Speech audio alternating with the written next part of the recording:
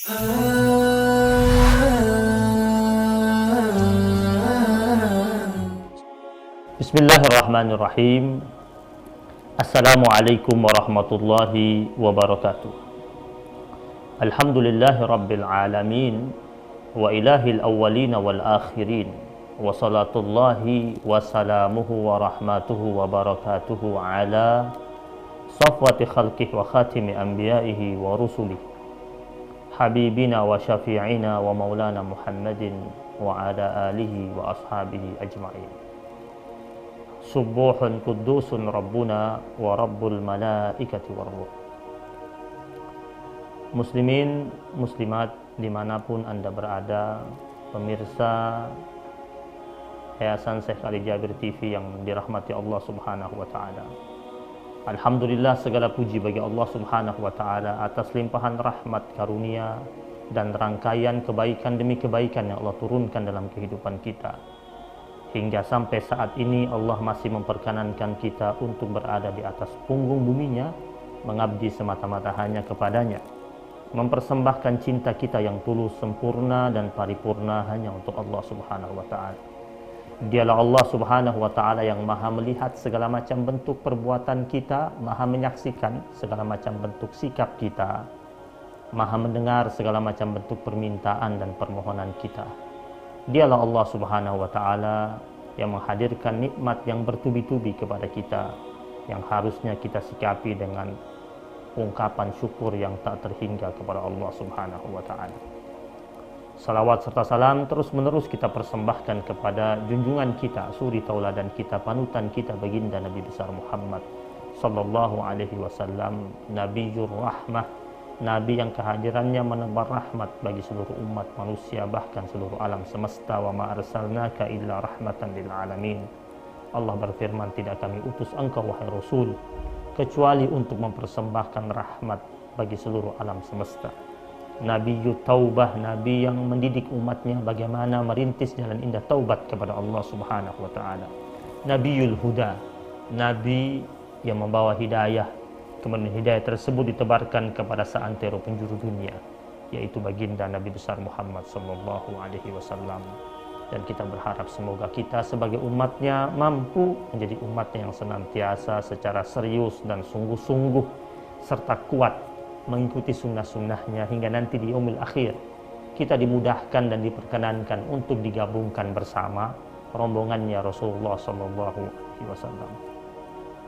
Pemirsa dimanapun Anda berada, dalam kehidupan ini ada dua hal yang silih berganti berdatangan dalam kehidupan kita. Ada kesenangan, ada kesusahan. Ada kebahagiaan, ada kesedihan. Dua hal ini senantiasa berada dalam kehidupan kita, sehingga orang sering mengatakan tidak mungkin hidup seseorang itu hanya monoton. Tidak mungkin orang itu dalam kehidupannya merasakan bahagia terus dalam kehidupannya. Dan tak mungkin pula seseorang merasakan kesedihan yang tak ada ujungnya dalam kehidupannya. Untuk itu, sebagai hamba Allah Subhanahu wa Ta'ala, kita diminta untuk memperhatikan baik-baik ketika kita berada pada episode kesenangan. Kita disuruh untuk mengingat-ingat dahulu kita berada pada posisi di mana. Tentunya pasti kita pernah merasakan kesusahan sebelum kesenangan itu kita capai. Dan juga ketika kita berada pada posisi kesedihan atau kesusahan, maka kita harus mengisi diri kita dengan jiwa besar bahwasanya pada titik tertentu kita pasti akan mencapai nilai kebahagiaan atau kesenangan yang pasti akan dihadirkan oleh Allah dalam kehidupan kita.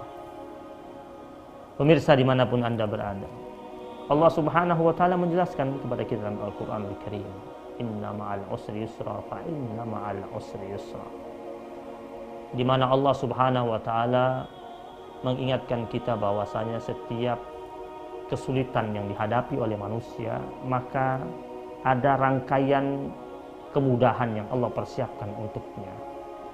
Kenapa sampai diulang dua kali dalam firman Allah tersebut?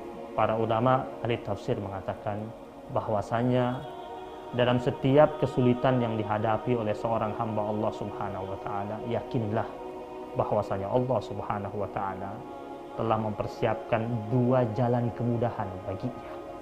Inilah baiknya Allah Subhanahu wa taala. Satu kesulitan yang kita miliki, Allah hamparkan kepada kita dua jalan kebaikan, dua jalan keluar yang akan kita tempuh, dan dua-duanya baik dalam kehidupan kita.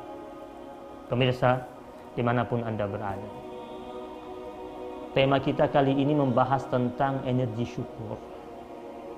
Kita sering mendengar kata syukur. Kata syukur dalam Al-Quran terulang-ulang sebanyak 75 kali. Jumlahnya berbanding sama dengan kata bala, lawan daripada kata syukur. Kata syukur yang memiliki makna positif dan kata bala yang memiliki makna negatif dan yang menarik. Dan inilah mukjizat Al-Quran. Betapa jumlahnya sama. Masing-masing 75 kali disebut dalam Al-Quranul Karim. Apa hikmah ilahiyah yang terkandung di dalamnya? Para ulama salafus shalihin mengatakan jumlahnya sama-sama 75 kali. Yang satu bermakna positif, yang satu bermakna negatif. Maknanya adalah bahwasanya hamba Allah yang pandai bersyukur, maka hidupnya akan dijauhkan dari segala macam bentuk bala, musibah, dan ujian. Hal ini sebagaimana Allah Subhanahu wa taala tegaskan dalam Al-Qur'anul Karim dalam surat An-Nisa ayat 147. Ma yaf'alullahu bi'azabikum in syakartum wa amantum. Wahai sekalian manusia, Allah Subhanahu wa taala tidak akan pernah memberlakukan azab atau siksa dalam kehidupan kalian jika kalian mengarungi kehidupan kalian dengan banyak bersyukur kepada Allah dan kuat imannya juga kepada Allah Subhanahu wa taala.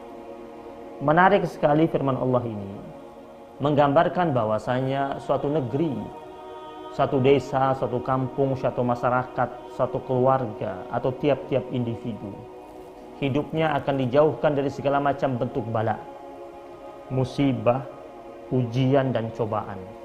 Jika negeri itu, kampung itu, negeri itu, desa itu, masyarakat itu, atau tiap-tiap keluarga dalam mengarungi kehidupan mereka di atas punggung bumi Allah Subhanahu wa taala menghadirkan dua hal utama, yaitu banyak bersyukur kepada Allah dan kuat imannya kepada Allah Subhanahu wa taala. Jemaah yang dirahmati Allah Subhanahu wa taala, syukur menandakan nilai penghambaan kita kepada Allah Subhanahu wa taala. Kita sering di mana-mana sering mengucapkan bahwasanya kita ini hamba Allah. Kita mengakui bahwasanya Allah Khaliquna yang menciptakan kita, Raziquna yang memberikan kita rizki, menghadirkan segala macam bentuk rangkaian kebaikan dalam kehidupan kita. Lalu apa ekspresi penghambaan kita kepada Allah Subhanahu wa taala? Salah satu bentuk ekspresi penghambaan kita kepada Allah Subhanahu wa taala adalah dengan mempersembahkan rasa syukur kita kepada Allah Subhanahu wa taala. Sebagaimana firman Allah, washkuru ni'matallahi in kuntum iyyahu ta'budun. Dan bersyukurlah kalian atas nikmat Allah Subhanahu wa taala jika hanya kepada Dia Allah Subhanahu wa taala kalian menyembah. Berarti seorang hamba Allah, dia akan dikatakan benar-benar hamba Allah Subhanahu wa taala jika dilihat bagaimana praktek syukurnya di atas bumi Allah Subhanahu wa taala.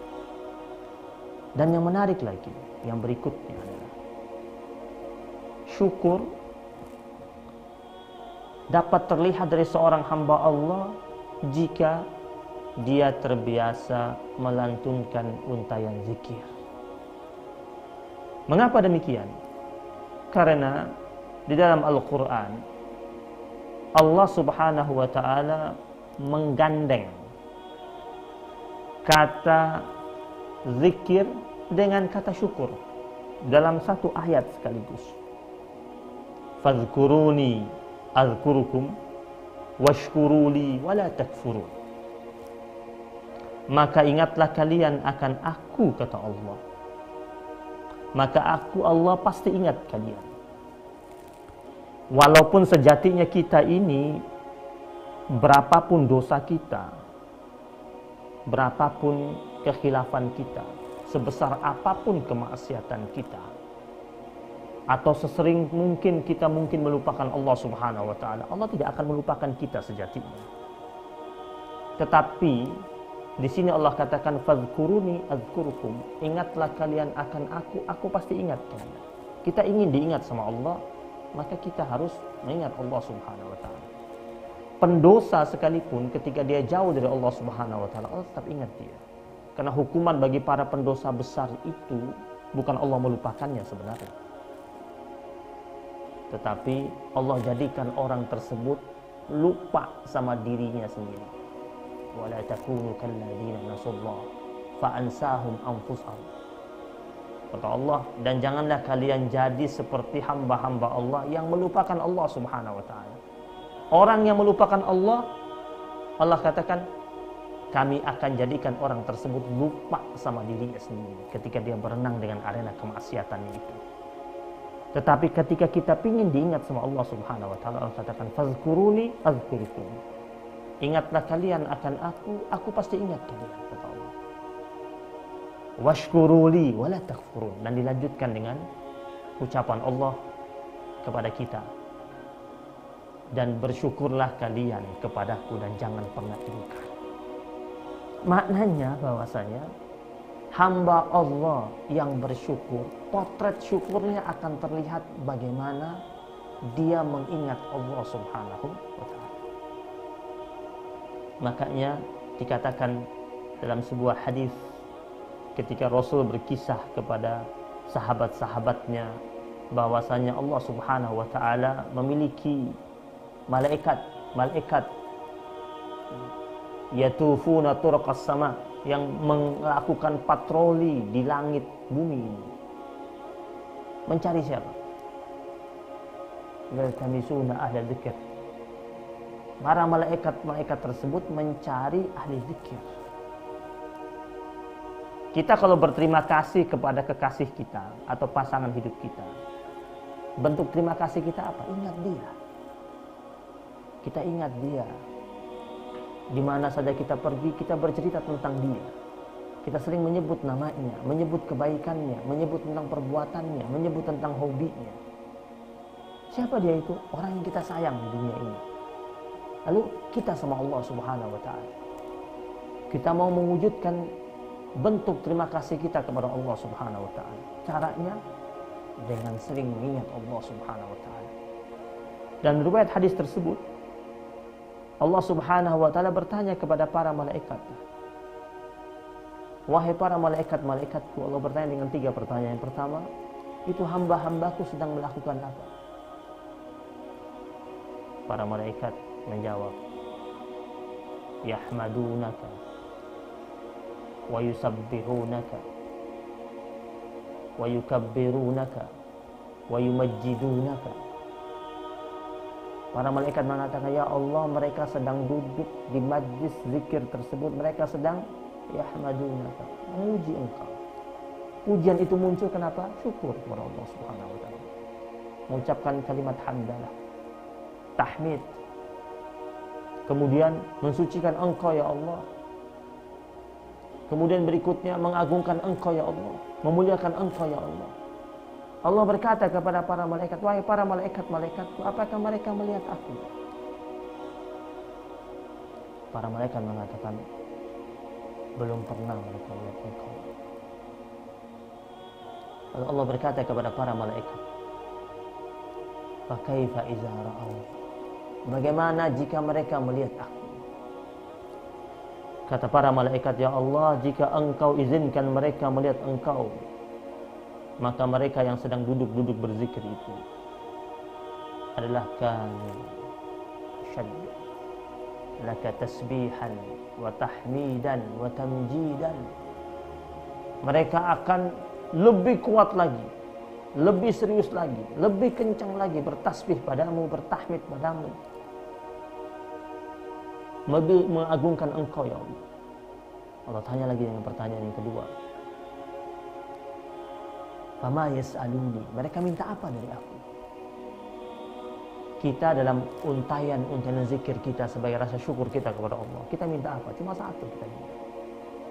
Yas'alunaka jannah, kata malaikat, ya Allah, mereka minta kepada Engkau satu saja. Mereka minta surga dari Allah katakan, apakah mereka pernah melihat surga? Hal ra'auha, kata para malaikat, ya Allah, mereka belum pernah melihat surga tersebut. Lalu bagaimana kalau seandainya aku perlihatkan surga itu pada mereka? Kata para malaikat, kalau Engkau perlihatkan surga itu kepada mereka ya Allah, maka mereka akan lebih kepingin lagi sampai kepada surga tersebut. Ibarat sebuah kisah, kita kisahkan kepada teman kita tentang tempat rekreasi yang begitu indah, baru dalam bentuk bayangan, sampai teman kita pingin datang ke tempat rekreasi yang begitu indah tersebut. Hal ini bagaimana lagi kalau seumpamanya kita tunjukkan videonya tentang tempat yang indah tersebut, pasti dia lebih jauh lagi ingin datang ke tempat tersebut. Begitu juga dengan surga, kata Allah, bagaimana kalau aku perlihatkan surga tersebut? Kata para malaikat, mereka akan lebih ingin lagi masuk ke surga tersebut. Lalu yang ketiga Allah tanya lagi, famimma yata'awwazun, mereka minta dilindungi dari apa? Kata para malaikat, ya Allah, mereka minta satu, minta dilindungi dari neraka. Allah berkata lagi kepada para malaikat, apakah mereka pernah lihat itu neraka? Belum pernah. Kata Allah, bagaimana kalau aku perlihatkan neraka itu? Kata para malaikat, kalau engkau perlihatkan neraka itu, mereka akan lebih jauh lagi lari dari neraka itu, akan lebih takut lagi akan neraka tersebut.